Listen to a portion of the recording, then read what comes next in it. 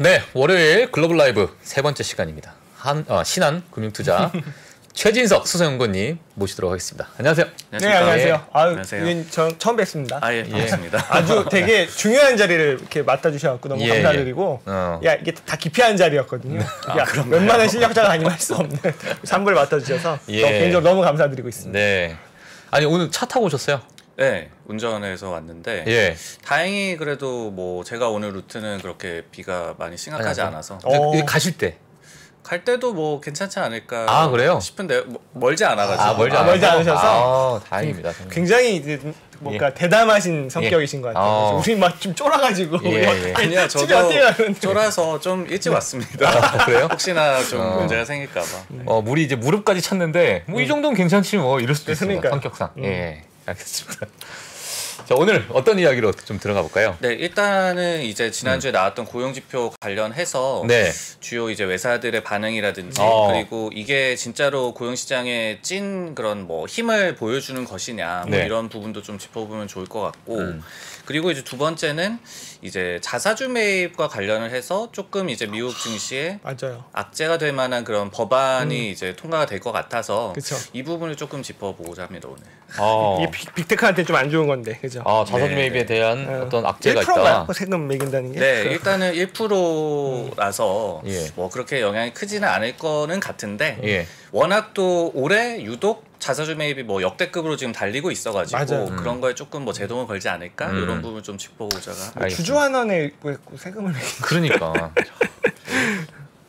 하여튼 알겠습니다. 자, 고용지표부터 한번 들어가 볼까요, 그러면? 네, 고용지표 같은 경우는 뭐 내용은 워낙 많이 나왔었고, 근데 이제 첫 반응이 이제 9월도 75bp 금리 인상이 이제 뭐 기정사실화된 거 아니냐.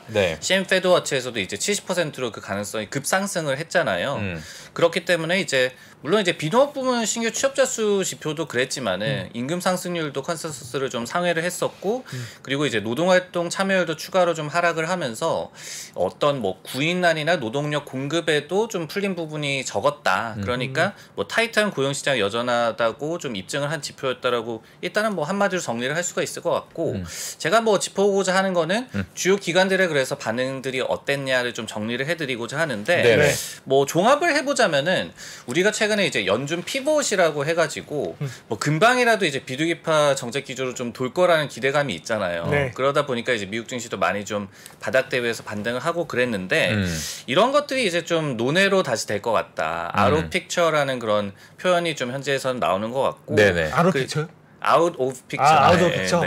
죄송합니다. 영어입니다, 영어. 너무 잘 굴리셔가지고. 원래 우리가 또 원어민 발음 잘 못 알아듣잖아요. 그렇죠. 여기 또 선생님도 계시는데 제가 또 주문 잡으면 안 되는데. 이게 그 거주 기간인 길어서. 저는 다 까먹었습니다. 그리고 이런 거를 이제 아웃 오브 픽처를 해야 될 것 같고 그리고 이제 9월에 75bp 인상가능성이 높아졌다. 그래서 첫 번째는 JP모건의 반응인데요. 고용 보고서가 물론 이제 경기 침체 공포를 좀 완화시킨 것은 맞다라고 얘기를 하면서도 연준이 할 일이 많이 남아 있음을 좀 증명하는 지표였다. 그렇기 때문에 75bp 인상이 유력하다라고 얘기를 했고 looks likely라는 그런 표현을 썼어요. 그러면서 역시 이제 높은 임금 상승률을 이같이 뭐 9월에도 이 자이언트 스텝을 이 점치는 근거로 들었고요. 11월 달과 12월 달에도 각각 25bp씩 인상을 해서 결국 연말에는 3.5에서 3.75% 갈 것이다라고 JP모건에서는 지금 예상을 하고 있습니다. 그리고 두 번째로는 이제 뱅크 오브 아메리카인데 역시 이제 9월 달에 75bp 인상이 매우 유력해졌다. very much in play라는 그런 표현을 썼고요. 그러면서 연준이 진정으로 이제 지표에 좀 연동하겠다. 뭐 포워드 가이던스 거의 이제 제시를 하지 않는다라고 예전에도 말씀을 드렸는데 연준이 이제 진정으로 지표에 좀 연동하는 움직임을 보여줄 것이고 이번에 지표도 진정으로 뭐 고용 시장의 힘을 보여줬기 때문에 더 빠른 긴축이 이루어질 수 있을 것이다라고 얘기를 했어요. 그리고 세 번째로 밀러 타박이라는 그런 기관에서도 긴축 지속이 가능하다는 시그널을 보여줬던 어떤 지표였다. 그렇기 때문에 시장이 단기간 내 비둘기파로 전환될 것으로 기대를 했지만은 이제는 very unlikely 됐다. 뭐 이렇게 또 표현이 나오기도 했습니다. 많이 안타까우시나요? 거의 대부분이 75bp를 거의 기정 확실하게 이제 뭐 정한 그러네요. 좋은 게 아닌데 갑자기 왜? 아까는 왜냐면 지금 박상현 전민위원님은 나쁘게 보지 않는다. 예, 이렇게 또 생각하셨는데 이게 진짜 다양한 의견이 우리 나오니까 또 버거 형님들은 또 다르게 우리랑 또 생각이 달랐군요. 슬프다. 그렇게 이제 뭐 긴축 공포를 다시 키울 만한 지표는 아니라고 말씀해 주셨나요? 예. 그렇게도 말씀해 주셨는데 또 월가에서는 또 이렇게 말씀하시니까 그렇게 보는 시각도 있습니다. 그러니까. 조금 뒤에 또 말씀을 시장이 드릴게요. 시장 맷집이 좀 세졌다라고 생각하면 긍정적으로 그죠? 그런 전망이 있었음에도 불구하고 오늘 뭐 이렇게 선물이 괜찮고 이런 거는 좀 부드럽게 보시는 분들 어떤 의견이 있었을까요? 부드럽게 보시는 분들은 이제 골드만삭스가 9월달에 50bp 인상할 것이다라고 보고 있더라고요. 근데 이제 왜 그렇게 얘기를 하냐면은 기본적으로는 이제 해석은 JP모건과 굉장히 유사하거든요. 뭐 인근 상승률도 좀 예상보다 높았고 뭐 여러 가지로 고용 시장이 여전히 좀 견고함을 보여줬다라고 얘기를 했는데 뭐 나중에 좀 뭐 자세히 말씀을 드리겠지만은 그 고용 지표에 이 기관 상대로 한 조사, 그러니까 정부나 아니면 민간 기업들 상대로 한 조사가 있고 에스타블리시먼트라고 얘기를 하죠. 그리고 이제 가게를 상대로 한 조사가 있잖아요. 하우스홀드 조사가 있는데 가게 조사에서 어떤 뭐 조금 취약성이 나타났다라고 일부에서는 좀 지적을 하고 있거든요. 그렇기 때문에 골드만삭스에서는 고용 시장의 어떤 견고함이 뭐 찐은 아니다, 이렇게 좀 불안하게 하우스홀드 그런 서베이를 좀 중점적으로 보는 기관인 것 같고 여기에 한 가지 더해서 이제 골드만삭스에서는 임금 상승 추세가 조금 둔화할 것으로 예상을 하고 있더라고요. 이런 것이 9월달에 50bp 인상을 좀 점치는 근거 중에 하나였는데 그렇게 보는 이유 세 가지는 첫 번째로는 작년에서 올해 초까지의 임금 상승은 어떤 팬데믹과 관련한 일회성 재료가 여전히 좀 영향을 많이 끼쳤다라고 얘기를 하고 있고 두 번째로는 최근 몇 달간의 어쨌든 간에 임금 상승률이 조금은 좀 둔화되는 시그널을 보여주고 있다. 그리고 세 번째로는 향후 임금 상승에 대한 기대감이 좀 완화되기 시작했다. 이런 세 가지를 좀 들면서 골드만삭스에서는 지금 좀 유하게 보고 있고 9월달에 50bp 인상, 그리고 11월과 12월달에 각각 25bp씩 인상, 지금부터 뭐 1%포인트 오를 거다 이렇게 예상하고 있습니다. 3.5로 간다. 네네. 그게 원래 기본 시나리오였는데 이번에 고용지표 발표 전에 저희가 이제 3.5를 겪었다 왔는데 75, 25, 25로 가게 되면 3.75가 되잖아요. 그러면은 아까 박상현 전문위원이 말씀하셨던 거 우리가 깜짝 놀랄 수도 있으니까 그 25bp 때문에 그 부분이 참 안타깝다. 골드만 화이팅. 진짜 이번에 이제 9월달을 좀 너무 자세하게 좀 봐야 되는. 아직 뭐 2달 남아서요. 지표들이 또 계속 나올 거고 그죠. 고용 지표 나오고 물가 지표 나오고 또 뭐 이런 거 봐야겠죠. 알겠습니다. 그래서 사실 저도 이제 고용 지표가 나왔을 때 반응이 좀 부정적이었잖아요. 그래서 시장이 진짜 뭐 고용이 뭐 감소하기라도 바랬냐 이렇게도 생각이 들었어요. 뭐 저는 그렇게까지는 보지 않았을 거라고 생각을 했는데 근데 뭐 실제로는 굉장히 좀 안 좋은 지표를 사실은 좀 기대를 했던 것 같습니다. 왜냐면은 JP모건이 지표 발표 전에 그 트레이딩 데스크에서 이런 질문을 투척을 했다라고 해요. 비농업 부문 신규 취업자 수가 5만 명으로 나오는 것이 낫겠느냐, 아니면 40만 명으로 나오는 게 낫겠느냐. 근데 이제 5만 명 나오는 게 더 낫겠다라는 그런 의견이 굉장히 우세했다라고 하거든요. 왜냐면은 역시 이제 굿뉴스 is 배드뉴스, 배드뉴스 is 굿뉴스, 이게 지금 성립을 하는 그런 시장이다라고 일단은 월가에서는 보고 있는 것 같고, 5만 명이 만약에 비농업 부문 신규 취업자 수가 나왔다고 한다면은 고용 시장이 지금 냉각되는 것과 마찬가지, 그러니까 주택 시장이 냉각되는 것과 마찬가지로 고용 시장도 이제 연준의 좀 바람대로 경기 냉각 시그널을 보여줄 수 있기 때문에 긴축에 대한 공포감이 굉장히 좀 완화시켜줄 수 있을 것이다. 이렇게 시장이 해석했을 것이다라고 얘기를 하고 있고, 반면에 이제 고용이 그래서 만약에 감소가 됐다라고 한다면은 시장이 굉장히 랠리를 펼쳤을 것이다. 그리고 내년 초에 금리 인하 논의도 굉장히 모멘텀을 탔을 것이다. 이렇게 또 보는 시각도 있었습니다.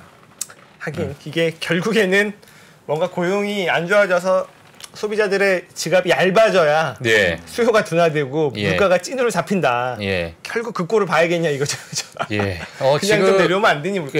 그럼 잠깐 지금 고용 지표 말씀을 하고 계실 때 저희 채팅창에서 엔비디아가 또 지금 장전에 뭐 크게 좀 하락하고 있는 모습. 왜 이래요 또? 한번 보여주고 있습니다. 전화 연결 한번 합시다. 저희도 우리 장비지야.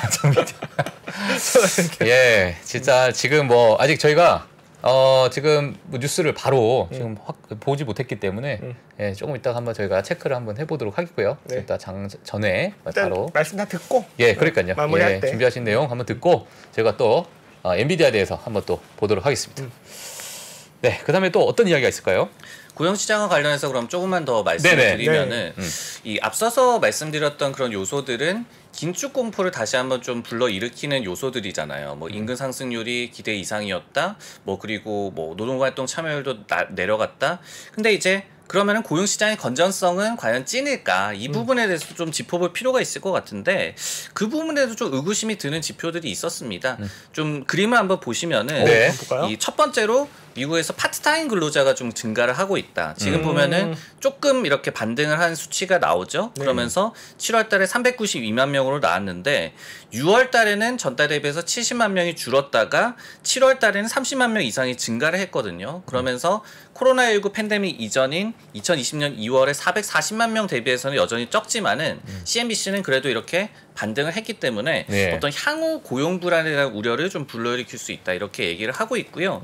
그리고 이제 두 번째로 멀티 잡러, 그러니까 직업이 2개, 3개인 사람들, 그것도 풀타임으로 2개, 3개인 사람들이 미국에는 굉장히 많다고 하거든요. 그리고 이제 투자정보 블로그인 제로헤지 뭐 투자자분들도 많이 아시는데 여기에서 굉장히 좀 밀고 있는 그런 로직입니다. 이게 어떤 얘기가 되냐면은 지금 3월 이후에 아까 말씀드렸던 그 기관 상대로 한 조사에서는 고용이 굉장히 는 것으로 나타나지만은 가계 조사에서는 고용이 오히려 줄어들었다는 얘기죠. 근데 다음 그림을 또 보시면은 풀타이머와 파트타이머는 많이 또 줄어들었다라고 그런 지표가 나오고 있습니다. 그럼 어디서 늘어났냐?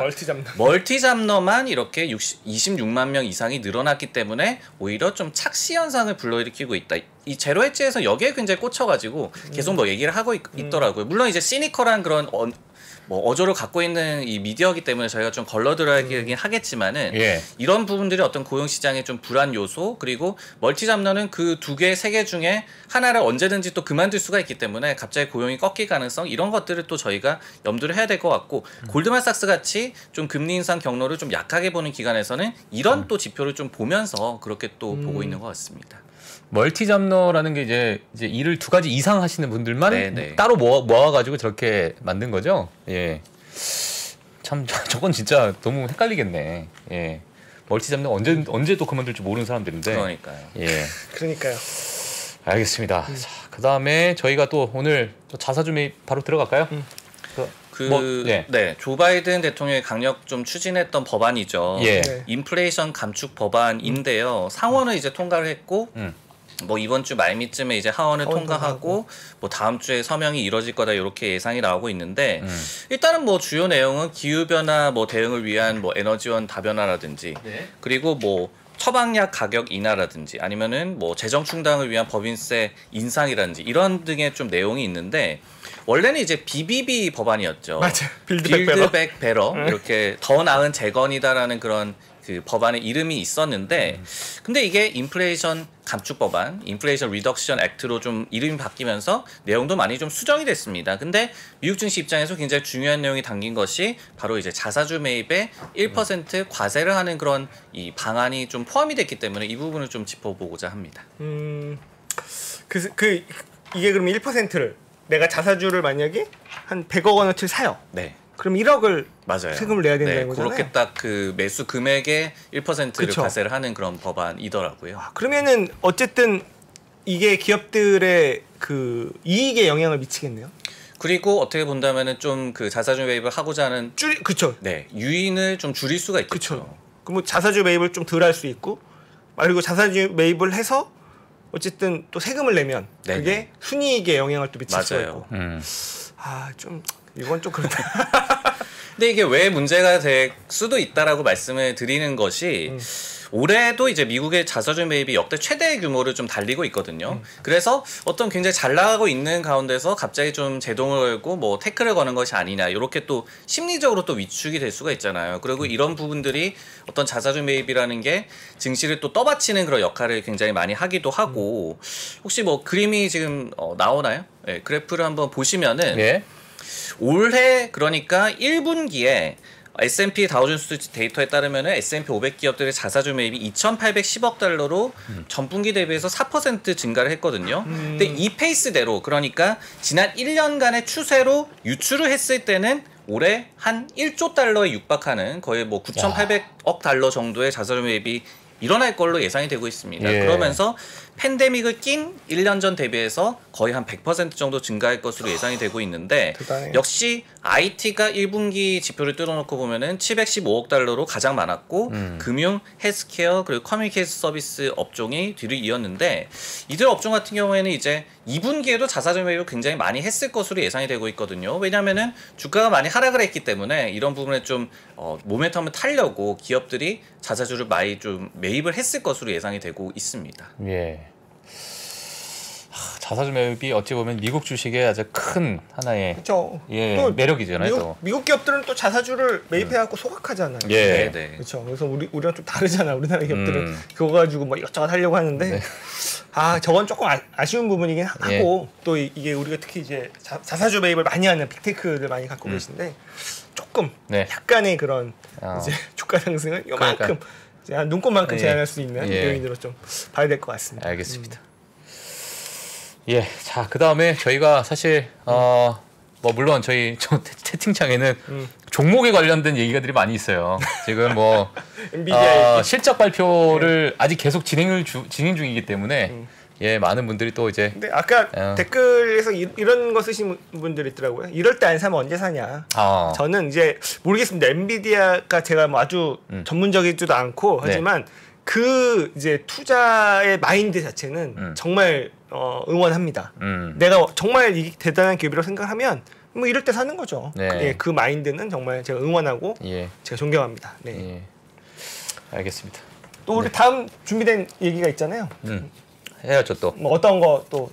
이 얘기 좀 더 해드리려고 했는데. 자사주 조금 더.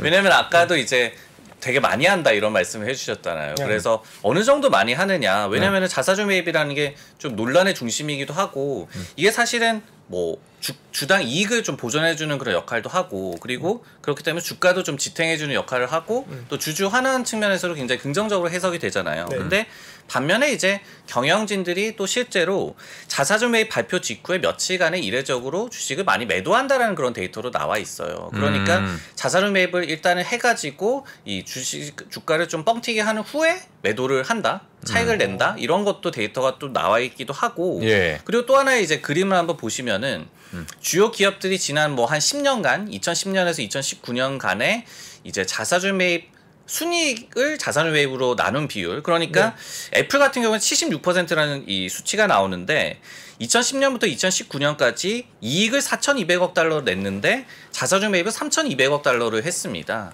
그러다 보니까 워낙 자사주 매입을 많이 했더라. 그리고 이익 성장에 사실은 자사주 매입이 굉장한 역할을 했더라. 이렇게 보여주는 그러니까 자사주 매입의 이 순이익의 50% 이상을 주요 기업들에서 차지를 한다. 이런 데이터도 또 나와 있기 때문에 그렇기 때문에 이제 아까도 말씀을 해주셨듯이 뭐 타격이 좀 있을 수가 있다. 이렇게 저희가 생각을 해볼 수가 있는 거고 근데도 왜 이렇게 그런 바이든 행정부에서 좀 제동을 걸려고 하냐. 결국은 자사주 매입에 좀 과세를 함으로써 자기 회사 주식을 좀 사기보다는 뭐 자본 지출도 하고 투자도 확대해라. 뭐 이렇게 좀 유도를 하려는 그런 움직임으로 일단은 해석이 되고 있습니다. 예, 그러니까 자사주 매입으로 해서 본인 기업의 어떤 주가 부양도 좋지만 예, 그 돈으로 여러 가지 뭐 R&D도 하고 뭐 투자를 좀 하고 많이 늘리라 이거잖아요. 그렇죠. 약간 결국엔. 이제 주주 환원도 좋지만 그러니까 주주 환원도 좋지만 약간 같이 사회 그러니까 경제가 돌아갈 수 있게 사실 이제 자사주만 사면은 주주들만 좋은 건데 그걸 투자를 하게 되면은 그 낙수 효과를 받는 중소기업도 있을 것이고 그 고용돼 있는 사람도 있을 것이고 좀 그거를 유도하겠다는 거죠. 근데 이제 아까 말씀해 주셨듯이 빅테크 기업들이 자사주 매입을 굉장히 많이 했어요. 올해 같은 경우에도 그림을 한번 보시면은 주요 기업들 그러니까 애플 같은 경우에도 올해도 한 뭐 230억 달러 정도 이렇게 자사주 매입을 이미 했고 알파벳도 133억 달러, 메타 플랫폼스도 100억 달러 이상, 또 마이크로소프트 이렇게 굉장히 많이 빅테크들이 자사주 매입을 했기 때문에 메타도 100억 달러 했네요. 메타가 저렇게 많이 했어요? 100억 달러 했는데 주가에 왜 저런 거야 저거? 다 돈 어디다? 100억 달러면 얼마예요? 한 12조 정도 되죠. 야 저렇게 13조, 많이 했는데 13조 정도 되죠. 0.1%만 나주라. 야 진짜 돈들도 많나요 참. 진짜 이해가 안 가는 회사입니다. 예. 근데 이렇게 보면은 지금 보면은 1분기에 그 자사주 매입을 가장 많이 한 탑 20 기업들의 비중이 42%였다고 하거든요. 근데 전년에는 이 비중이 55%였어요. 그러니까 무슨 얘기냐면은 더 많은 기업들이 자사주 매입을 많이 했고 더 많이 퍼뜨려져 있다는 얘기가 되기 때문에 이 부분도 저희가 뭐 짚고 넘어가야 된다. 좀 더 피해가 광범위해질 수 있다. 근데 그러면은 어느 정도 영향이 있겠느냐 이 부분을 좀 말씀을 드리자면은 일단 현재에서는 아까도 뭐 서두에도 말씀을 드렸듯이 1% 과세만으로는 그렇게 뭐 영향이 크지는 않을 것이다 이렇게 좀 얘기를 하고 있더라고요. 월스트리트저널에서도 이제 분석 기사를 좀 실었는데 영향을 애널리스트들이 크게 보지 않고 있더라 이렇게 좀 분석을 하고 있고 이 자사주 매입 지표를 집계를 하는 S&P 다우존스 그 기관에서도 1% 과세만으로는 뭐 자사주 매입이 많이 위축되지는 않을 것이다 이렇게 보고 있고 뭐 해리스 파이낸셜 그룹이라는 기관에서도 1% 과세만으로는 자사주 매입 의지를 꺾지는 못할 것이다 이렇게 얘기를 하고 있는데 다만 이제 과세 규모가 뭐 2%, 3%라도 높아진다고 한다면 자사주 매입보다는 기업들이 배당으로 돌 것이다 이렇게 또 변화를 미리 좀 예상을 하고 있고요. 그리고 여기에 좀 더해서 이제 이게 뭐 시작이다. 그리고 앞으로 뭐 자사주 매입에 대해서 규제가 더욱더 늘어난다. 뭐 예를 들자면 지금 같은 경우에는 매분기에 이제 공시를 하면 되지만은 이제는 뭐 하는 즉시 공시를 하라라고 한다든지 이런 것처럼 규제가 조금씩 늘어난다고 한다면 저희가 자사주 매입이 정말로 좀 위축되는 현상도 목도를 할 수 있을 것 같기 때문에 미리 좀 살펴보아야 될 것 같고 계속 좀 주시할 문제다 이렇게 좀 말씀을 드리겠습니다. 예, 알겠습니다. 사실 뭐 오늘 자사주 매입에 대해서 얘기가 나왔지만은 제가 메타 플랫폼즈를 뭐 조금 샀습니다. 예. 웃어야죠. 예, 웃어야 됩니다. 예, 조금 샀는데 그때 제가 이제 샀던 여러 가지 요인 중에 하나가 자사주 매입도 있었어요. 사실 많이 하는 거예요 이게. 네. 그리고 이제 많이 투자도 하고 캐펙스도 좀 다른 기업이 많고 빅테크 그 기업 사이에서 이렇게 될지 몰랐죠. 뭐 나올 줄 알았어요. 사실 뭐가 나오겠구나. 이렇게 많이 투자를 하고 있으니까. 그래서 사우나 시계가 나오더라고요. 사우나 시계 알아요? 뭐예요? 시계 새로 나왔는데 사우나 시계처럼 생겼. 사우나 그 뭐야 열쇠처럼 생겼다고 해가지고. 예. 그 끈 고무줄 파란 색깔. 예, 보시면 알 거예요. 그 뭐 수영장 워터파크 가면 끼는 거. 거기에 나와서 주가가 또. 근데 메타는 두 가지가 있어요. 일단 하나는 자사주는 사면은 소각을 하죠. 근데 자사주를 산 만큼 공매도가 더 많았던 것 같은데 공매도는 언젠간 사야 돼. 예. 그죠? 자사주는 안 팔아요. 그죠? 소각시켜요. 예. 그게 하나가 있고 또 하나는 지금 어쨌든 돈 못 버는 기술주들도 튀잖아요. 성장주로 시장 바뀌면 대표적인 게 메타가 될 수도 있어요. 저는. 그래요? 그렇게 시장 분위기 바뀌면은 바뀐다고 봅니다. 퍼가 높아지는 거죠. 그렇죠. 접어주는. 예, 알겠습니다. 자, 그다음에 또 저희 이야기가 있을까요? 제가 뭐 준비했던 내용은 여기까지인데 엔비디아 뭐 얘기가 많으시기 때문에 뭐 제가 뭐 주제 넘게 한마디 좀 드리자면은 저희 갈구합니다. 갈망합니다. 절대 넘지 않습니다. 뭐 잠깐 봤는데 그 예비 실적을 발표를 했네요. 근데 가이던스가 매출이 81억 달러였는데 67억 달러밖에 매출이 되지 않을 거다 이렇게 발표를 해서 시간에서 지금 7% 급락을 하고 있는데 차이가 크다 근데 격차가 좀 큰 것 같아요. 그러네요. 그래서 특히 지금 보면은 게이밍이 굉장히 생각보다 안 좋았다. 그리고 데이터 센터도 사실은 이 우리의 기대치보다 좀 좋지 않았다. 그래서 게이밍 같은 경우는 거시 경제 그러니까 매크로 불확실성을 많이 예로 들었어요. 근데 지금 보면 데이터 센터 같은 경우에는 공급망 차질을 또 근거로 들었거든요. 그렇기 때문에 우리가 AMD의 실적을 봤을 때는 이 2분기의 실적은 좋았는데 3분기 가이던스가 좀 실망스러워서 일단은 주가가 하락 반응이 나왔었잖아요. 근데 AMD도 게이밍은 안 좋았습니다. 근데 거기에는 데이터 센터가 좋았고 그리고 AMD는 인베디드라고 해가지고 이제는 그 내장형 뭐 콘솔에 넣는 것도 일단은 거기에 속하고 그리고 뭐 FPGA 업체 자이링스 인수하면서 이런 부분도 매출에 잡혔었기 때문에 그 부분에서 그래도 좀 상세를 했는데 엔비디아 같은 경우는 지금 게이밍 부문에서의 좀 부진이 너무나도 좀 심각했고 그리고 데이터 센터 부문 역시도 뭐 기록적인 그런 매출을 세우기는 했지만은 그래도 기대치를 못 미쳤다. 그리고 뭐 가이던스와 매출의 격차가 지금 좀 심하네요. 그렇기 때문에 뭐 이례적으로 또 예비 실적을 미국 기업들은 또 얘기를 하잖아요. 이렇게 주가 하락이 불보듯 뻔한데도 그래서 뭐 이렇게 좀 미리 좀 밝혀주는 것 같네요. 팔란티어도 지금 한 마이너스 13% 14% 됐거든요. 네. 뭐 잠깐 뭐 봐주실 수 있을까요? 팔란티어 지금 제가 보시는 아 그래요? 없나요? 팔란티어는 근데 뭐 제가 원래 알고 있는 지식으로 말씀을 드리자면 그 막 얘기하셔도 됩니다. 어느 정부 기관과 이제 그 계약을 했고 아니면 뭐 FDA 뭐 이런 그 민간 기관들 아니면 정부 기관들 이렇게 계약을 했다라고 매번 밝히더라고요. 그런 뭐 내용들이 이번에도 좀 중요하지 않았을까. 근데 그런 게 좀 안 좋았지 않았을까. 뭐 추측입니다. 지금 보지는 않았는데. 역시 채파구가 빨랑 튀어라. 저한테 이렇게 얘기를 해주면서 떠났습니다. 뭐 물론 이제 수요일 날 오지만 제가 진짜 살까 말까 하다가 고민 좀 했는데 엔비디아는 확실히 지금 그 채굴용으로 썼던 저기 뭐 RTX 시리즈가 아마 중고로 많이 풀렸을 거예요. 그래서 그것 때문에 이제 신제품이 안 팔리는. 그래서 뭐 보면 이제 GPU 가격도 많이 내렸다고 하더라고요. 하시는 분들이 그게 영향을 미쳤는데, 근데 이제 좀 다행인 거는 이번 달 말인가요? 실적 발표 언제지? 실적 발표 한번 봐야 될 것 같아요. 그죠? 근데 그때는 안 빠질 거 아니에요, 그죠?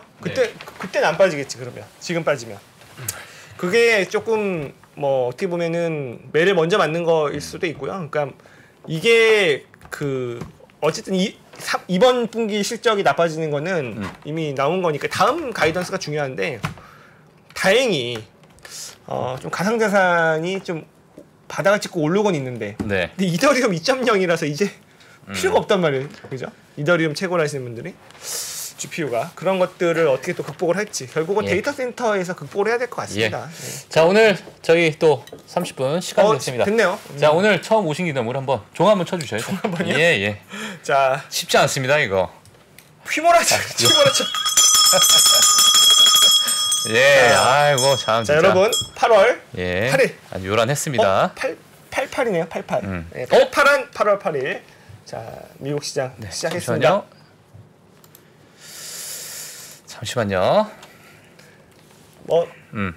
플러스 출발했죠?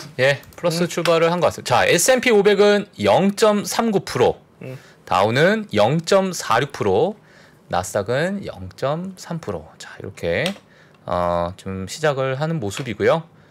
맵을 한번 좀 보도록 하겠습니다. 보시죠. 반도체만 이거 엔비디아가 지금 그렇죠. 조금 반도체만 빠지네. 반면에 테슬라가 또 이게 강하게 시작하는 모습을 보이고 있습니다. 시장이 강하다는 게 전이가 안 되잖아요. 그죠? 옛날 같으면 다 빠진다고 이러면 성장주들. 지금 엔비디아 여파 때문에 반도체가 전체적으로 섹터가 좀 좋지 않은 그런 모습인데, 저게 암세포처럼 막 번져요. 이제 저 빨간 게. 그치. 이 처음엔 이러다가 조금씩 옆으로 막 번지더라고요. 표적 항암제. 이거를 어떻게 저거를 잡아야 되는데 아직 그 기술이 없습니다 지금.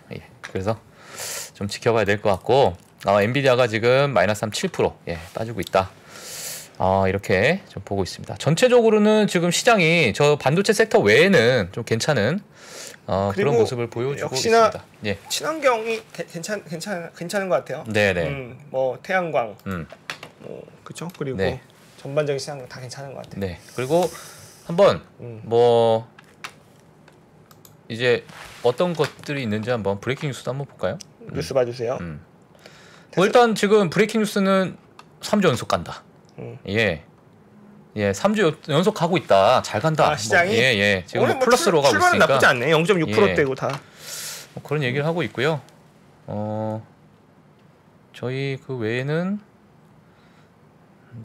지금 브레이킹 뉴스가 뭐 지금 여러 이제 실적 발표가 이제 조금씩 나오고 있는 그런 상황인 것 같고, 그렇습니다. 제가 한번 중간에 또 중요한 실적 브레이킹 뉴스가 있으면 한번 같이 좀 보도록 하겠습니다. 맵을 한번 다시 한번 볼게요. 나스닥 더 오르는데? 엔비디아도 다시 좀 올라가는 것 같은데요? 6%대로? 그러니까 분명히 이 정도 실적 있으면 빠질 만한 뉴스긴 해요. 근데 메타 폭등하고 있습니다 지금. 0.9%. 근데 어쨌든 미리 매를 맞는다는 거는 앞으로에 있어서는 글쎄요, 약간 백신 효과는 있을 것 같아요. 그리고 이 정도 미리 땡겨서 발표를 한다는 거는 본인들 봤을 때는 그 나빠지는 거는 거의 마지막 가장 나쁜 바닥을 본 게 아닐까 싶기도 하고. 엔비디아 제가 주가를 한번 보고 싶어가지고.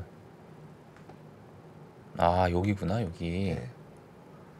아, 178. 저 선은 언제 거놨어요? 누가 거는 거예요? 제 친구가 거놨습니다. 저. 친구가? 예, 미국에 있는 친구가. 아하. 예, 빈비지 운영하는 친구인데. 아 진짜로? 농담이죠. 네. 선 중간에 있네 중간에. 예, 자 이 정도 위치하고 있다. 예, 참 갈듯하면서 조금씩 빠지는 모습. 전반적으로는 나쁘지 않습니다. 예. 예, 그래서 시장 이렇게 좀 봤고요. 자 오늘 저희 또 연구원님 또 말씀하실 게 있을까요? 오늘 다. 네, 충분히. 예, 알겠습니다. 그다음 목요일 날 나오시나요? 네네. 전 다음 주 월요일 날 또 뵙도록 하고. 예, 알겠습니다. 자, 오늘 저희 글로벌 라이브 3부. 아, 오늘은 사실 너무 폭우가 내려가지고 많은 분들이 지금 밖에 관심을 가지시고 또 이제 주식시장에 또 관심을 가지시고 이렇게 양쪽에 이제 관심을 가지시느라고 지금 한 절반은 날씨 얘기하시고 예, 정신이 없으실 것 같아요. 절반은 엔비디아 얘기하시고. 사실 저도 그렇습니다. 솔직히 얘기해서 지금 방송하고 있지만 밖에 지금 어떻게 돼 있을까? 자, 이런 지금 걱정이 많이 되고 있어요, 정말로. 그래서 예, 많은 분들이 좀 운전하시는 분들 좀 조심하시면 좋을 것 같고요. 자, 3부 예, 이렇게 꾸며주신 신한금융투자 최진석 수석연구원님 너무 감사합니다. 네, 고맙습니다. 예. 길을 잘 하시는 분들, 이미 그 길을 알고 있는 분들은 내비게이션 진짜 잘 써요. 쫙 펼쳐본 다음에 탁 한 다음에 여기 새로 도로 난데 이런 식으로 가지 않아요? 드디어 3프로TV에서 오건영 부부장의 경제 강의가 출시됐습니다. 가끔씩 택시 운전기사님들이 가려고 그쪽 가지 마시고 일로 가시라고 이렇게 하지 않아요? 네, 그게 저는 포인트라고 봅니다. 저는 저 같은 사람들을 그렇게 쓰셔야 된다고 봐요. 이 사람이 하고 있는 로직, 그리고 이 사람들이 앞에 일어나는 이슈들에 대해서 정리해 주는 거 있죠. 그래서 이런 걸 통해서 제시해 주는 뷰 같은 것들, 이런 시나리오들, 이런 것들을 좀 보시는 게 되게 중요해요. 전문가들을 쓰시는 가장 좋은 방법은요, 그 사람이 주고 있는 뷰에 대해서 한번 같이 종합적으로 보시는 게 되게 중요해요. 그 사람들은 그 길에 대해서 가본 적이 있는 사람들이에요. 3프로TV 경제대학 오건영의 경제를 보는 눈 신규 출시 기념 8월 31일까지 얼리버드 특가로 만나보시죠. 지금 바로 영상 아래 댓글을 확인하십시오.